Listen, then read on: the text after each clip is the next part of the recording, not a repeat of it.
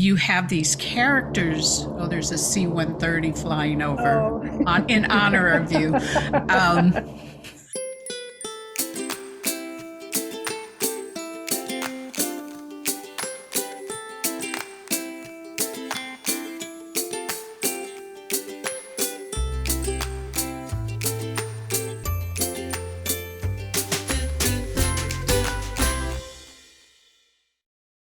Hi, this is Terri, and welcome to A2A Authors to Authors.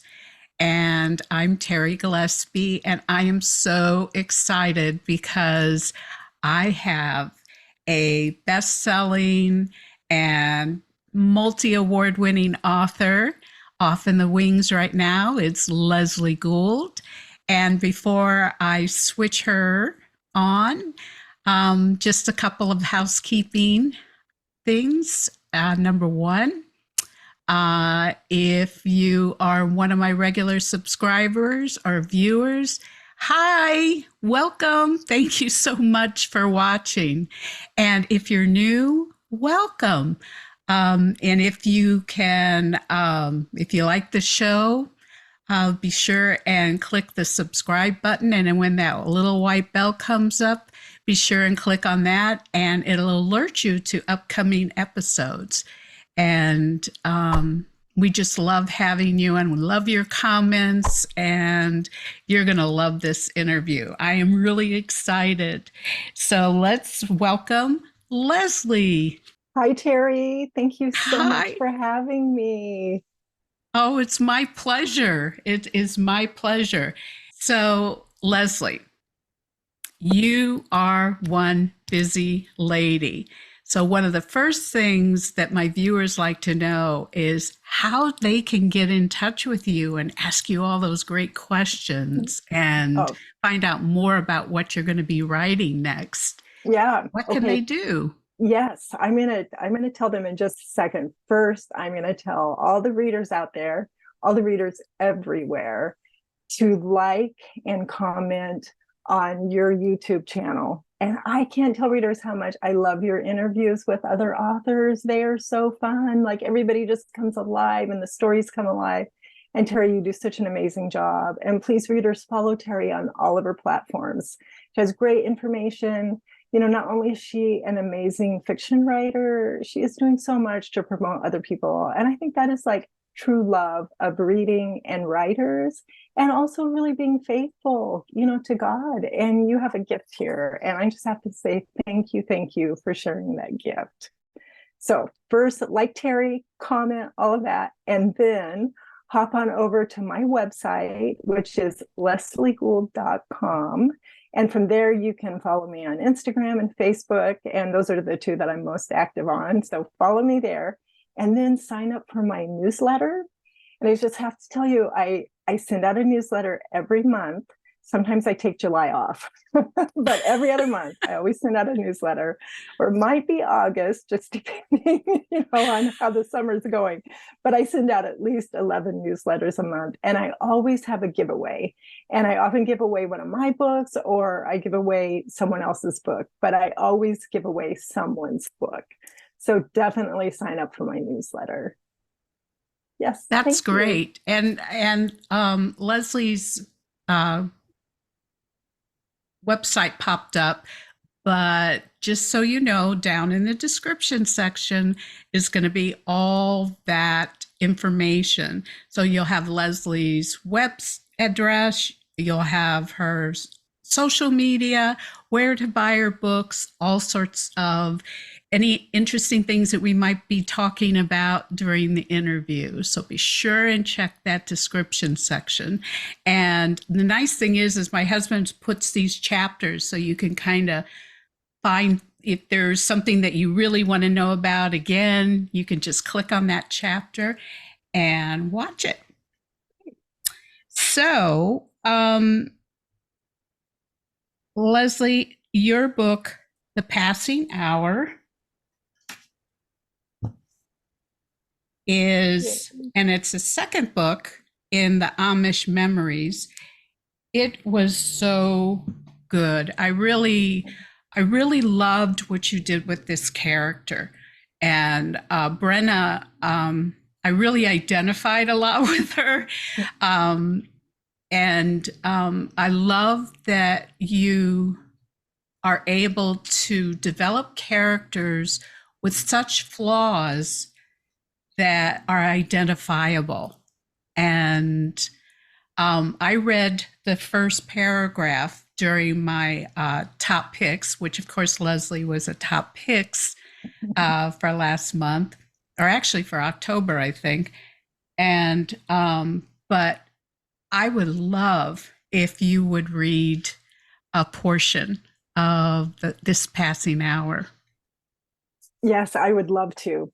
So the book is a dual time story, as you said, and you read Brenna's first paragraph from Brenna's point of view. She's the contemporary character, and Martha Simons is the historical character. So I thought I would read the first couple pages of Martha's story, and well, I'll just start it. Says where it's set and all of that. Can you give a little background on Martha?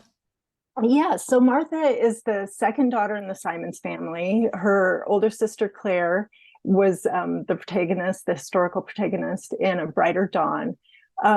Claire, loves cooking, cleaning, always wanted to be a mother. And in A Brighter Dawn, she's really challenged to go out of her comfort zone and really take some big risks while she's in Germany. So Martha is the opposite of Claire. Martha is tall, she's strong. All Claire wanted to do was go home to Lancaster County, get married, have babies, take care of the house. Martha wants to leave Lancaster County, go far, far away, have adventures of her own. And she's stuck on the farm farming because it's World War II. All the men are off to war. The Anabaptist men, the Amish, and the plain in the community are off working as conscientious objectors in, mental hospitals, for the Forest Service, other places. So Martha is literally stuck at home on the farm. So this is just the first couple pages of her story. So this is chapter 5, Martha Simons, March 7th, 1945, Lancaster County, Pennsylvania. She wouldn't allow it. How could Potter even consider such a thing? Not after what happened last time. It's the only way, Potter said. We need the POWs to help us. Others called the prisoners of war PWs, but Potter always said POW. The farm is at stake, Martha. She tied the scarf around her head tighter and then knotted it. We agreed last fall we wouldn't use them again. That was before Jeremiah was called up. There's no other option except to not get our crops in the ground, which will mean no harvest and no profit, which will mean, he didn't need to say the rest, no farm. A gust of wind whipped at the legs of Martha's overalls. The only help they had now was Zeke and occasionally Rosine, when she wasn't helping Mutter in the store or helping Claire with cooking and housekeeping and tending to little Arden. They were barely keeping up with the milking and chores, let alone plowing the fields, draining the pastures, and mending the fences. They needed to start the planning soon. You can't keep working 18-hour days, Potter said. I'm sorry I've put you in this position. You haven't done it on purpose. His blood pressure was high. The doctor said he needed to cut back on his hours of work, which meant she had needed to increase hers. It's been decided, Potter met her gaze. I've already made the arrangements. Martha's heart raced. Without speaking to me? He nodded. The wind picked up even more, stinging Martha's eyes. Or were those tears? I need to finish the plowing. She turned her back on her father and stepped toward the tractor. The next gust of wind brought a few drops of rain, then more. Icy drops pelted her face. Come eat, Father called out. The rain won't last long. Martha turned toward the house. Rosine stood on the back steps, ringing the bell. The sound had nearly been lost in the wind. I'll be right in. You go ahead. She didn't want to walk with Potter. She needed to honor him, yes, but first she needed a moment to herself. As he started toward the house, Martha leaned against the back wheel of the tractor. Last fall, a crew of German PWs had come to help with the harvest. They were mostly city boys. One, when he figured out Rosine was fluent in German, tried his best to converse with her as often as he could. Rosine did her best to avoid him. as she had no interest in the PWs, but he went out of his way to interact with her. On the other hand, Mutter, who'd grown up in Germany, went out of her way to interact with the soldiers, speaking German with them and even quoting poems and singing songs. Then the PWs started confiding in Mutter about their problems. Mutter said they weren't Nazis, just young men who'd been conscripted. She insisted they were harmless, but Martha wasn't as sure. She worried about the PWs harassing Rosine and also about Mutter being far too sympathetic toward the German men. So that's the beginning of Martha's story. Yeah, I love her. I love her. She is, you can see you remember the poster of the woman like this that was working in the factory. That's what I think of when I think of Martha. Right. Yeah, it took a lot of strong women during World War II to get our country, through on the home front. Yeah, it just really did. Mm-hmm. And also on the farms and having to use POWs, that was very difficult to do. Right. And there were over 400,000 German POWs in the United States, during the last couple of years of the war and the year after the war ended. So yeah, there was a big population of POWs here.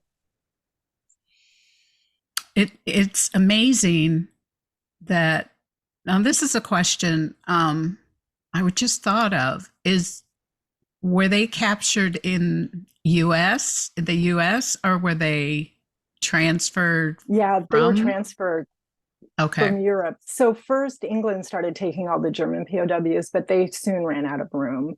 And so then the Liberty ships would take US soldiers over to Europe, and they would bring back German POWs. And so then they quickly had to figure out, where to house all of these people, where to put them to work, and all of that. And they were well taken care of. They were well clothed. They were well fed. Their lodging, was adequate. It was the 1940s, but and they were prisoners of war as well. Yeah. Right. But the US, really adhered to the Geneva Convention, where our POWs, that Germany had, were not treated as well at all.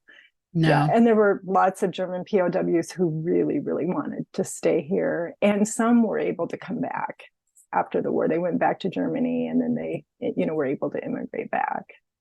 So, and I won't spoil it, but some of them had nefarious intents as well. Yes. And, just according to documents, over 2,000 German POWs escaped while they were in the US. And some had the help of people in the US who were sympathetic to the Nazis. So, so you'll just, readers, read the book and find out what happens. Oh my goodness. The POWs on the Simon's farm. Yes, it is so fascinating. It's fascinating. I mean, just the premise is fascinating, but then you have these characters. Oh, there's a C-130 flying over in honor of you.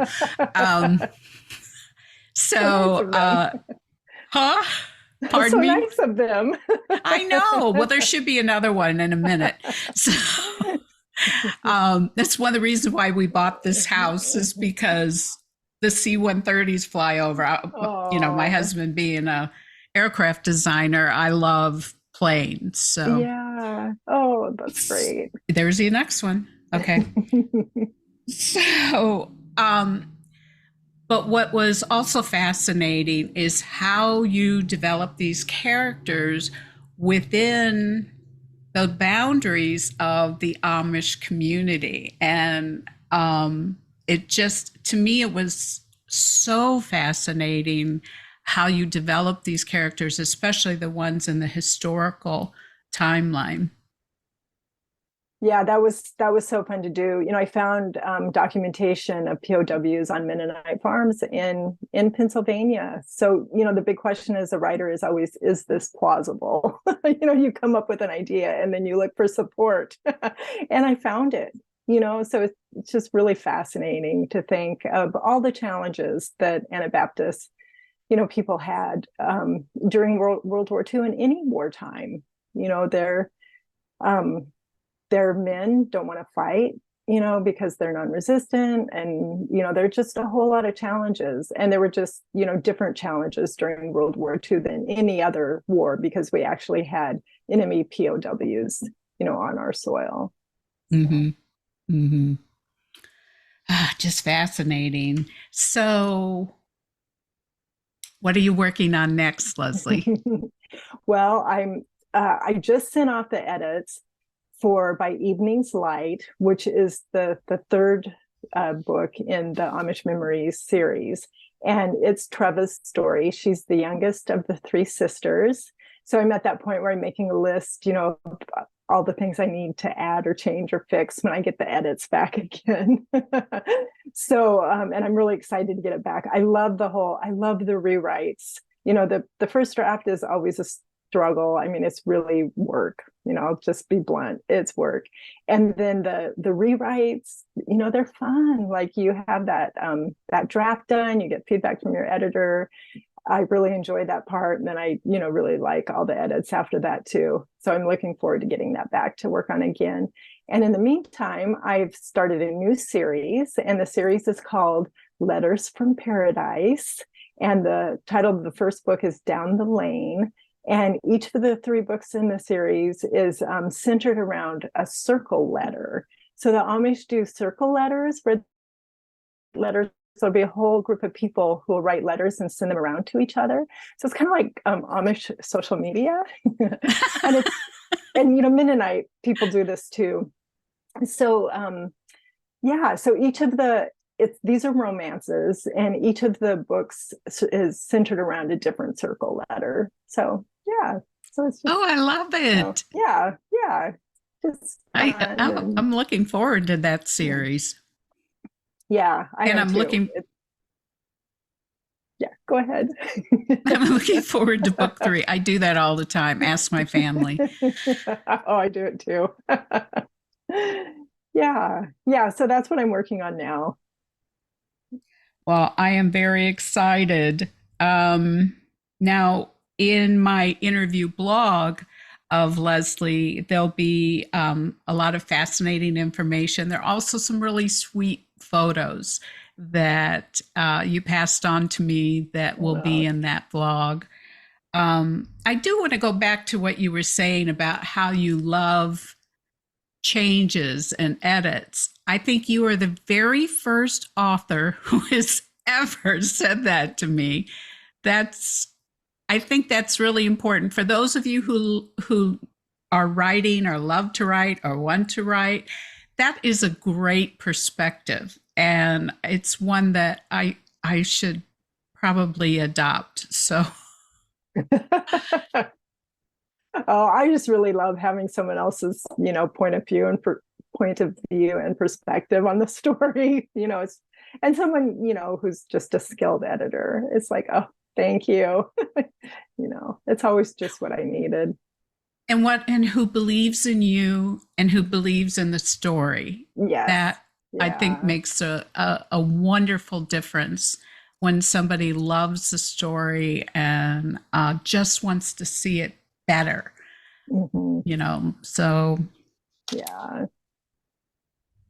So now, yes, we have the blog interview, but now in the video interviews, not only do we have the book readings by the author, but I also like to ask some fun questions that maybe Leslie's never been asked before. Maybe she has. So one of the things I asked Leslie is there anything about you that most people don't know? Yes. So I've been around a long time, so I think all my readers know this. But for people who don't know me, if I'm new to you, one of the things that might surprise you is that my husband is a retired Army colonel. He served in the Army Reserves for 30 years. So it's ironic that I've written, 20 books about Anabaptists, so Mennonites and Amish, who are non-resistant, who are very, very much opposed to any kind of war. And so I have a definition here from the Global Anabaptist Mennonite Encyclopedia as far as what non-resistance is. So it's the renunciation of warfare and other compulsive means for the furtherance of personal or social ends. So it's very similar to pacifism. Pacifists are opposed to war and opposed to violence also. But non-resistant people are even opposed to self-defense. So there's a story from Switzerland in the late 1500s, I think, where a man is fleeing the lawmen in Switzerland who are trying to capture him because he's an Anabaptist. And one of the lawmen fell through ice. They were running across the river, and the Anabaptist man went back and pulled the lawman out of the ice, and then he was arrested. So that's an example of their non-resistance. And another one is in Pennsylvania in 1740, the Jacob Hostler family was attacked by Native Americans, and the sons wanted to defend the family, and the father wouldn't allow it. 3 members of the family were killed, and the father and the 2 sons were captured. So those are just examples of what it means to be non-resistant. So I so appreciate this, this theology, this ideology, because if we all live that way, can you imagine the world that we live in? We'd have no violence. We'd never exploit each other. But I just have to say, there's a bit of a mama bear and grandmama bear in me that I can't imagine not defending my kids or my grandbabies. But I really do admire that philosophy.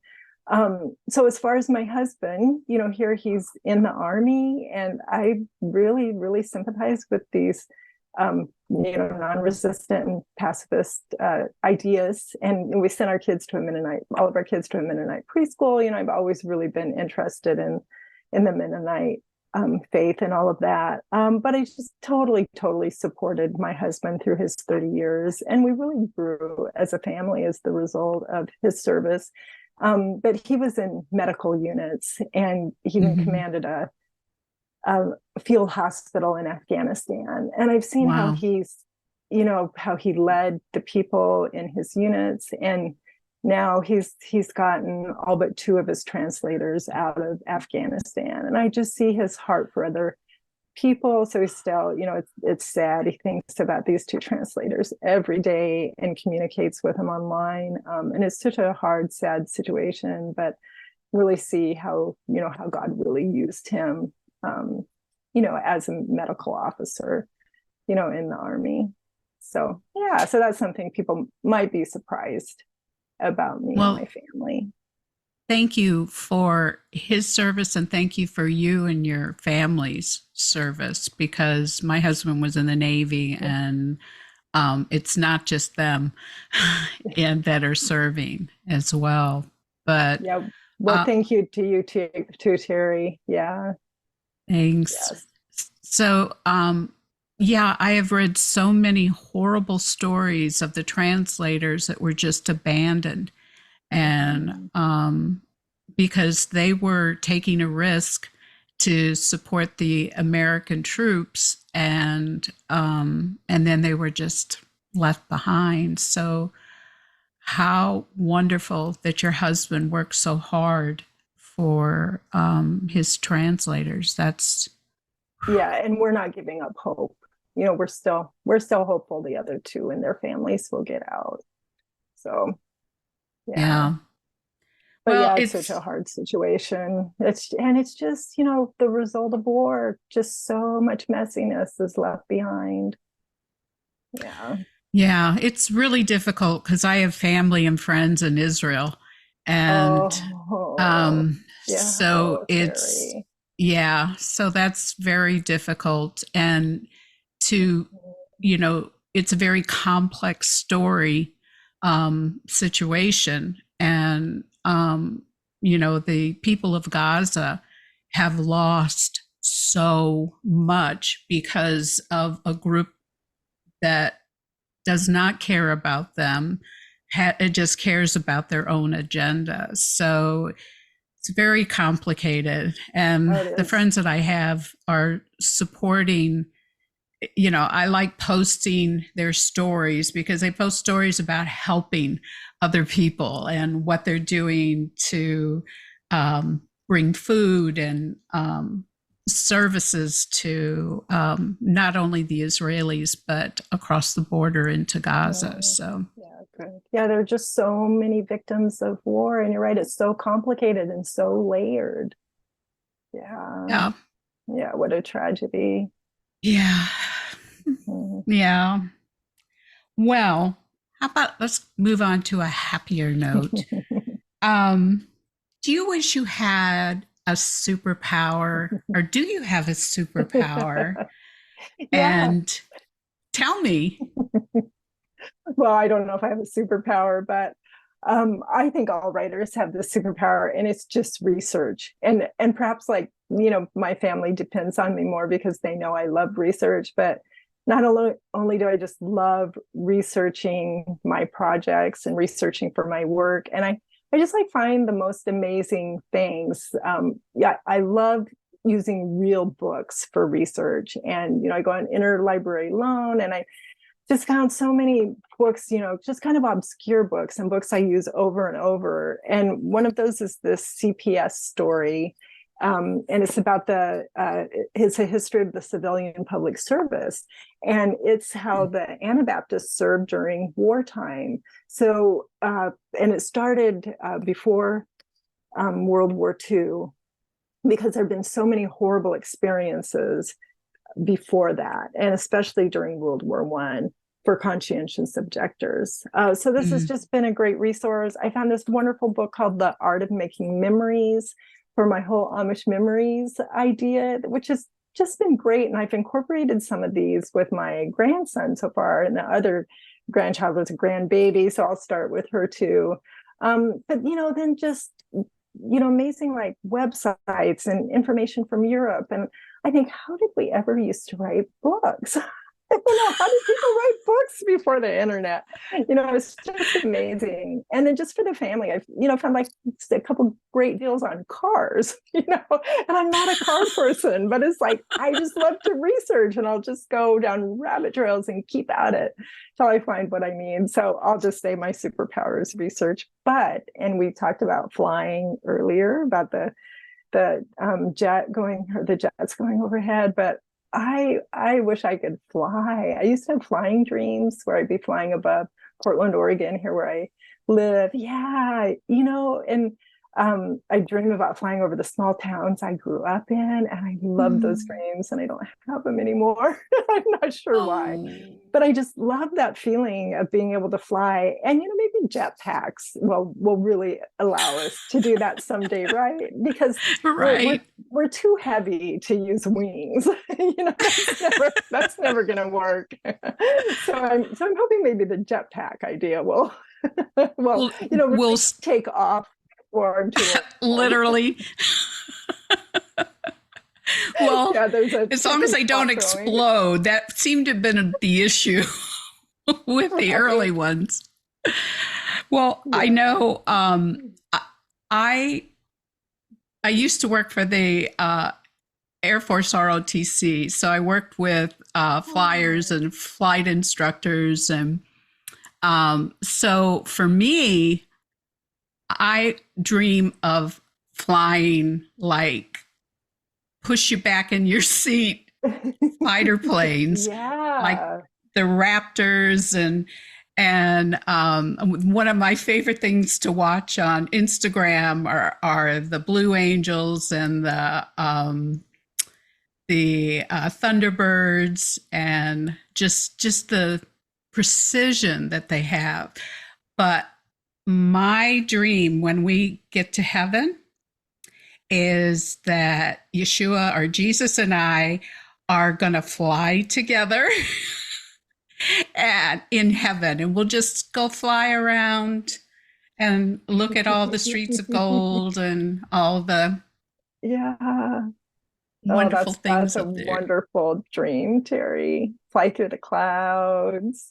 Yeah. Yeah. Okay. Can you imagine? I mean, people are going to be horseback riding because he does have horses. So, I mean, why not a few Yeah. jets? Yeah. Yeah, definitely.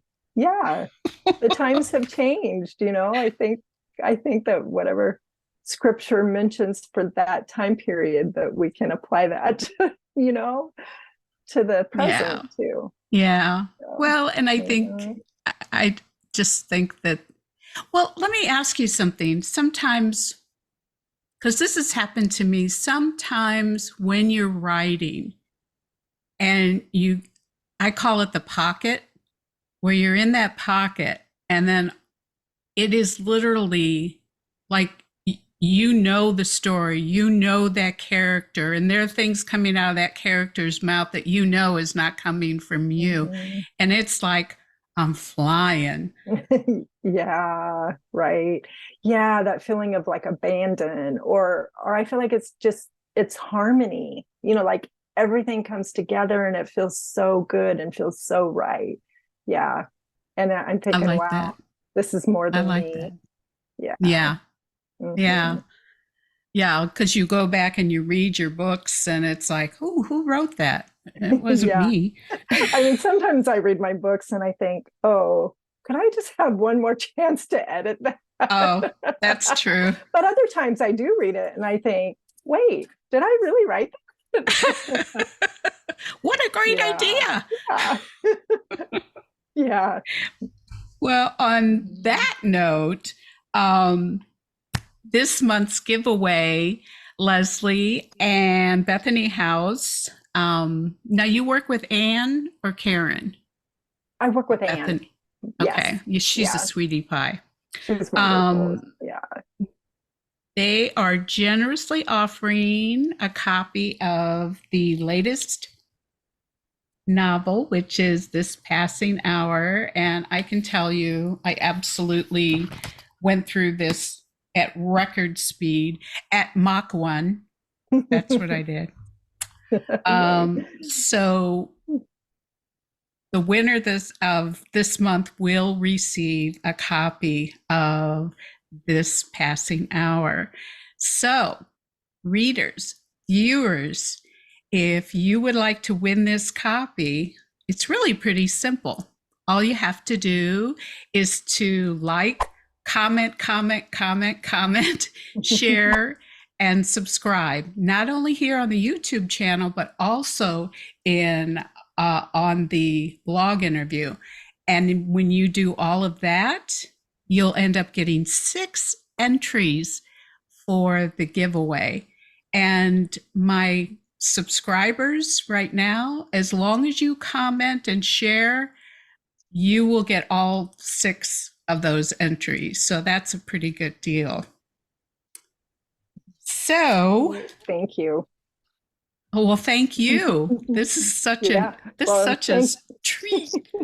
thank you to Bethany House too. Yeah, Yeah, they're really I the love those best. girls So, over there. mhm. I Yeah, really do. yeah, I do Now too. the drawing will be held Friday, December 15th.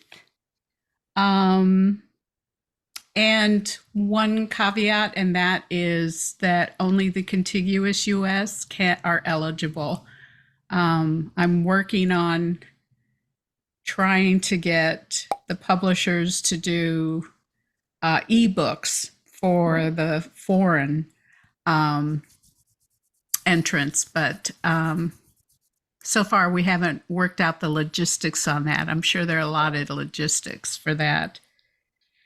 So, Leslie, do you have any final words before we sign off?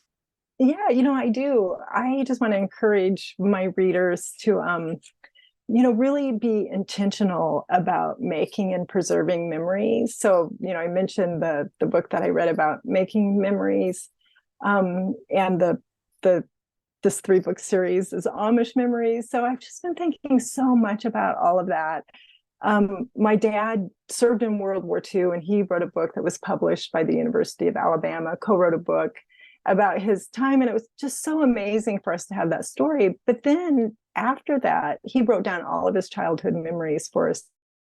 So my grandma wrote down her memories too. And recently we took a trip to Scotland, and I was able to find the school. And there's a picture of this on the blog, maybe. Should I mention that? I don't know if it's on the blog or not. Oh, well, no. So they'll go look. Okay, it is on the blog. So there's a picture of me in front of the school that my great grandfather attended in the 1860s, and it was George Heriot School for Orphans. And I knew it was there because my grandma wrote about it, and that school like changed the trajectory of our family. He got a good education, and then he came to the US. But so I was on a Harry Potter tour of Edinburgh, and we end up at the school, and it was the school that J.K. Rowling used as the inspiration for Hogwarts. And I never ever would have known that if my grandma hadn't written that down, if she hadn't included it. So I just encourage people, write down your stories. Although I know it's hard, it's a big effort to write. So if writing isn't your thing, have someone video you or just record it on your phone. But record those memories and share them with your people. And then I just want to really encourage people to be intentional about making memories. And, just a few easy ways to do that. I think with children, it's really important. Children love repetition. And when our kids were growing up, we camped all over the place in the Northwest, but we camped every summer at Frog Lake on Mount Hood. So for 11 or 12 years, we went to the same place every summer. And all of their, biggest, most memorable memories are from that place. And I think repetition is important. And then include other things, include music, light candles. If you're even just having like hot dogs for dinner, light some candles, right? And, just do things like that, but just be really intentional about making those memories and then about preserving them. And you'll just really be doing your people a favor if you do both. And then just really include joy when you can in those memories, and include your faith in those memories too. And you'll just have really, lasting and beautiful memories to pass on down to your family. So that's just my closing advice. You should write a book about that, like prompts and things like that. My daughter and I, actually this morning, we were talking about memories and how, because she's an only child, and because we moved a lot, not only because my husband was in the service, but also because he worked for Boeing. So he went with the projects. And so she doesn't have that repetition because she doesn't have that grounding in one place. And so that's a good point. Yeah. So you miss out and you forget because you don't have siblings to remind you, and you don't have those touch points of things that you do as a family. That's so important. Thank you, Leslie. You're welcome. So important. So thanks for watching the 35th episode of my interviews. And just another reminder that all the wonderful information is down below in the description section. And Leslie is wonderful about keeping in touch and responding to posts. And also, just so you know, Leslie, as Leslie mentioned earlier about liking my social media, we both really appreciate those likes and those subscribes and those follows. We really do appreciate it. Yes, it really gets the word out. So next month, my A2A featured author is the recent Christy-Award winner, Sara Brunsvold. And she won on her first book. I mean, how do you do that? Yeah. It's a great book, though. Really is a great book. So, Leslie, you were fantastic. I really enjoyed our time together. And Viewers, thank you so much for watching. And I think you've fallen in love with Leslie like I have. And I appreciate you supporting this channel. Thank So you, until, Terri. oh, thank Yeah, thank you you. so much. So until next time, God bless and keep Keep reading. reading. Definitely.